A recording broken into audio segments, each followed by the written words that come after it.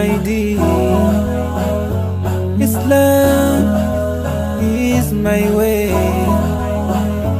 I believe in Allah, in Muhammad. I believe in Allah, in Muhammad. Amantu billah wa malaikatihi wa kutubihi wa rusulihi wal yawmil akhir wal qadari khairihi wa sharrihi min Allah wal qadari khairihi. Assalamualaikum warahmatullahi wabarakatuh. Bismillah, alhamdulillah, wassalatu wassalamu ala rasulillah Sayyidina Muhammad ibn Abdillah. La hawla wa la quwwata illa billah. Rabbana iftah bainana wa baina qaumina bil haqqi wa anta khairul fatihin. Subhanaka la ilma lana illa ma 'allamtana innaka antal alimul hakim. Bapak Ibu yang dirahmati Allah Subhanahu wa taala, jangan sampai keliru membangun niat ketika kita menitipkan putra-putri kita di pesantren. Menuntun anak belajar ilmu agama yang merupakan kewajiban itu adalah orang tuanya, tapi kemudian dititipkan di pesantren, maka harus sinergi antara orang tua yang menitipkan, antara pihak pesantren, pengasuh, musyrif, kemudian murabbi, bahkan anak santri itu sendiri harus sinergi, saling mensupport, saling mendukung, saling memberikan motivasi. Kemudian tanamkan niat menuntut ilmu itu untuk berharap ridhonya Allah, Pak. Jangan berharap yang lain. Sedikit saya sampaikan di sini. Salah satu sebab guru kami Hadratus Syekh Kiai Muhammad Arwani Amin, kemudian Abuya Muhammad Ulil Arwani, Abuya Muhammad Ulil Albab Arwani, dan masyayikh-masyayikh yang lain, baik yang di Kudus maupun yang di Cirebon maupun yang di tempat lain, jalur kami maupun yang di Jogja, itu santrinya tidak diperkenankan untuk mengikuti musabaqah hifdzul Quran. Karena apa? Jangan sampai tujuan niat kita menghafalkan Al-Quran itu melenceng, hanya orientasinya urusan dunia. Padahal Al-Quran itu sangat-sangat istimewa dan mulia. Jangan sampai rusak hanya karena urusan dunia. Kenapa Bapak Ibu rahmati Allah Subhanahu wa taala? Kebetulan saya beberapa kali, bahkan sangat sering, diiming-imingin untuk ikut serta, walaupun katanya nggak menang nggak apa-apa Ustadz, yang penting ikut katanya. Nggak tanggung-tanggung datang ke rumah itu sudah bawa jas seragam plus sarung plus amplopnya. Kan eman Pak kalau nggak diterima. Itu kan bagian dari apa ya, ujian atau godaan Pak? Godaan itu bukan ujian, itu godaan. Ya Allah, katanya nggak menang nggak apa-apa, yang penting ikut. Nah, guru-guru kami sangat tidak meridhoi. Nah, karena apa? Orang lomba itu Pak, ketika salah satu yang lain lagi tampil, yang lain kemudian di bawah, orang baca Al-Quran, yang ditunggu apanya Pak? Salahnya. Yang ditunggu salahnya. Ketika ada peserta lain, saingannya, kok baca Qurannya salah, oh malah gembira. Bener nggak kira-kira Pak? Nah, itu salah satu, itu baru salah satu. Belum hal-hal lain yang kadang, misalnya tuan rumah, entah itu tingkat 2 atau tingkat 1, kepengen menjadi juara umum. Kadang-kadang jurinya, kebetulan Akhil Al-Karim Kiai Mas Udin itu sering jadi juri betul ketika ada musabaqah seperti itu. Itu atas namanya dijamu dulu tuh sama Sohibul dan biar dapat juara umum.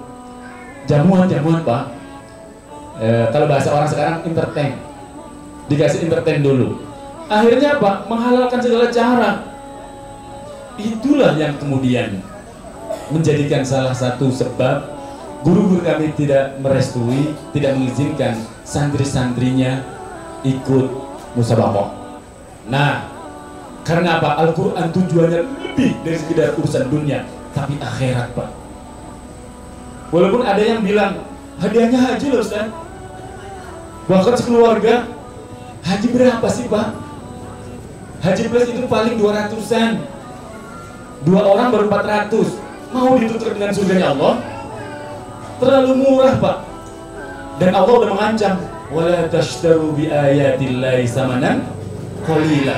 Jangan kau jual belikan ayat-ayat Allah itu dengan harga yang murah. Walaupun kelihatannya hadiahnya mobil, haji, murah, tetap ukurannya dunia kok.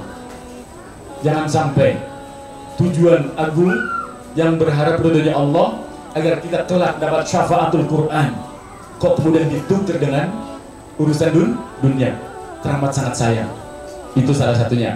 Maka tanamkan kepada putra-putri kita, Pak Bu, kalau memberi motivasi, beritahu kepada mereka, hafalkan Al-Quran deh, demi meraih ridhonya Allah, demi mendapat rahmat dan cinta, limpahan kasih sayang Allah. Itu saja. Biarlah nanti Allah yang menata. Kemudian, kenapa anak kita dipesantrenkan? Tentu harapannya sama, Pak. Kita kepengen anak-anak kita tumbuh kemandiriannya, semangat pantang menyerahnya hadir dalam dirinya, punya jiwa tanggung jawab, dan lebih dari itu semua, anak kita berpondasikan akhlakul karimah, akhlak yang mulia. Nah, inilah karakter yang akan menjadi modal penting untuk menghadapi masa depan mereka. Dengan kata lain, orang tua ingin memberikan pendidikan yang baik kepada anak-anaknya sebagai warisan dari kita semua yang jadi orang tua. Karena apa? Warisan harta bisa habis, Pak. Warisan harta bisa habis, tapi warisan ilmu akan berguna seumur hidup anak-anak kita. Nah, oleh karena itu, Bapak Ibu yang rahmati Allah Subhanahu wa taala, ingin saya ingatkan kembali kepada diri saya khususnya sebagai orang yang diamanahi putra-putri Bapak Ibu semuanya, kemudian bapak-bapaknya, biar sinergi sekali lagi, biar sinergi. Saya ingin mengingatkan kepada santri-santri yang ikut menyimak, karena ini insya Allah akan di-setel ulang-ulang dan insya Allah akan di-share ke grup semua wali santri. Kepada santri-santri, saya berpesan, belajar memang sulit, tapi lebih sulit lagi kalau kita tidak belajar. Belajar memang menderita, tapi akan lebih menderita lagi kalau kita tidak mau belajar. Belajar pasti mendapat tantangan, itu pasti, Pak. Tapi tantangan di masa depan akan jauh lebih berat dan sulit diatasi kalau tidak belajar. Ilmu dan kecakapan akan menjadi penyelamat di tengah zaman yang penuh tantangan dan ketidakpastian. Oleh karena itu, di dalam satu riwayat disebutkan alimu auladakum. Ada yang mengatakan adibu auladakum fa innahum makhluquna li zamanin ghair zamanikum. Didiklah putra-putri kalian dengan pendidikan yang terbaik karena mereka diciptakan di zaman yang sudah berbeda dengan zaman kita sekarang. Anak-anak kita itu akan hidup di zaman yang berbeda dengan kita sekarang, Pak. Hari ini kita masih banyak orang tua, kiai, ajengan, ustadz yang alim. Masih banyak orang-orang yang soleh. Kita masih bisa gendolan, kita masih bisa ngikut dari orang-orang yang soleh ini.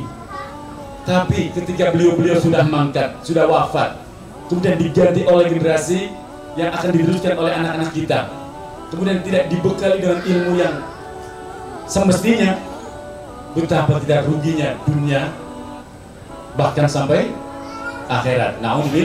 Na'udzubillah. Maka ilmu dan kecakapan hidup akan menjadi penyelamat di tengah zaman yang penuh tantangan dan ketidakpastian. Maka penting bagi kita kemudian untuk santri-santri harus benar-benar totalitas mengoptimalkan potensi diri untuk belajar. Kemudian menjadi catatan baik santri maupun orang tua santri. Butuh kesabaran, Pak. Butuh ketekunan, butuh ketelatenan, butuh kerja keras, sifat pantang menyerah saat belajar di pesantren dan saat menyantrenkan putra-putrinya di pesantren. Ini penting, Pak. Sekali lagi saya ulang, butuh kesabaran, butuh ketekunan, butuh ketelatenan, kerja keras, sifat pantang mundur, pantang menyerah saat belajar di pesantren. Kita orang tuanya ya pantang menyerah, sebelum anak kita khatam jangan dibawa pulang. Gitu loh, Pak. Halo? Setuju nggak? Nah, Bapak Ibu yang dirahmati Allah Subhanahu wa taala, maka penting menyamakan visi dan misi. Ini yang ingin saya sampaikan juga. Yang dibangun dari awal, niat awal dan tujuan memenyantarkan putra-putri kita di Al-Azkar. Kebetulan Al-Azkar adalah pesantren tahfidz. Berarti program utamanya, kurikulum paling utamanya adalah bukan hanya sekedar anak-anak itu bisa baca tulis Al-Quran toh, tapi juga menghafalkan Al-Quran. Targetnya 30 juz. Nah, ini harus dipahami, Pak, ketika kita memenyantarkan anak di pesantren tahfidz. Tapi kalau misalnya anak kita memang belum mampu membaca dengan baik atau apalagi menghafalkan Al-Quran dengan tuntas sampai 30 juz, maka ada alternatif. Apa alternatifnya?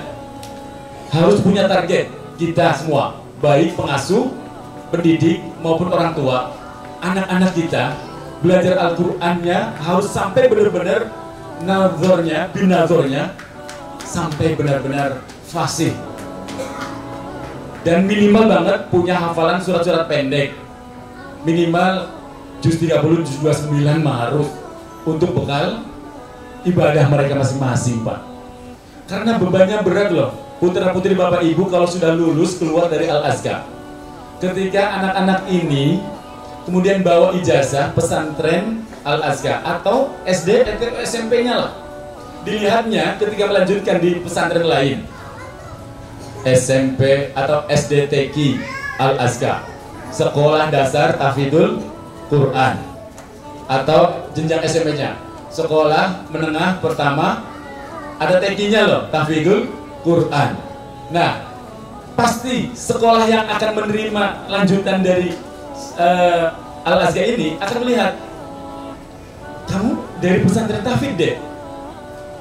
Terus dijawab, enggak, kan nggak mungkin ada ijazahnya.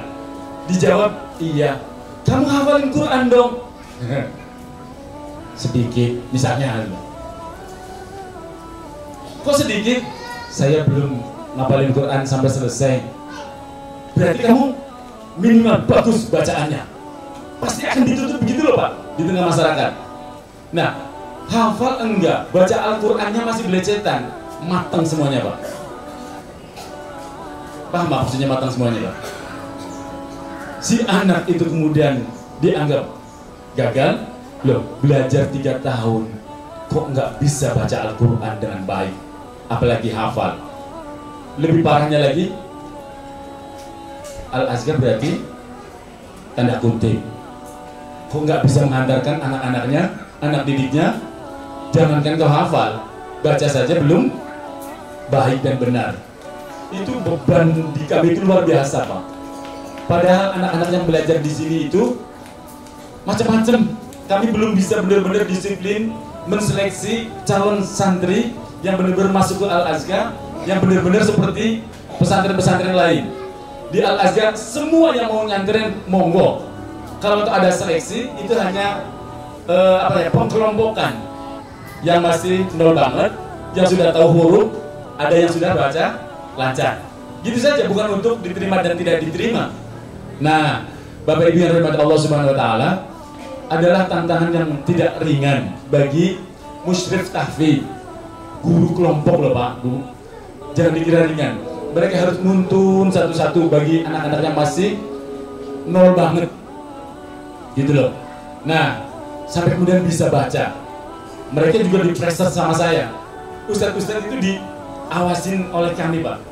ketika ada anak-anak yang maaf-maaf kurang mampu mencapai target, yang saya salahkan itu bukan anaknya, ustadznya Pak.